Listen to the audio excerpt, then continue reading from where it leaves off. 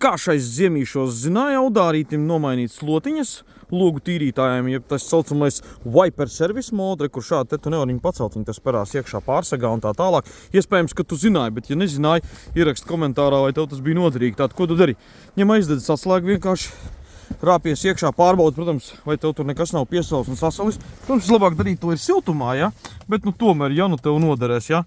Pagriez aizdedz atslēgu, ieslēdz aizdedzi. Ja? Parādās tur lampiņas, viss un tā tālāk, smuki, jauki Audi. Tad vienkārši aizdedzīt, izslēdz ārā, atslēgu nevajag ņemt, un vienu reizi uz leju, tieši tā, logu tīrītājs sviriņu, un viss, tad tu droši kā pārā tagad, šādi te, dodies laukā, nu redzi, tagad tev nekas te nemaisa, ja?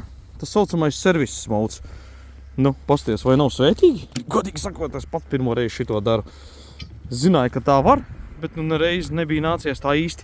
Vienmēr tur kaut kā pa fikso paceļ to slotiņu. Tur, zin kā, nu tā jau arī var izdarīt, ja tev ir lejā, ja? Bet te pasties, cik elementāri. Tagad tu mierīgi nospied. Redzi šādi te, izsvaipu ārā, paņem jauno. Redzi, cik ērti. Vienkārši džīnijus, vai ne?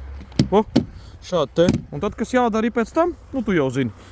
Ieslēdz atkal aizdedzi, ieslēdz vienkārši vaiperīšus un viss tur strādā, viss notiek. Tā kā Audi! Ar kušku tūtās iesim pilnā šunkā.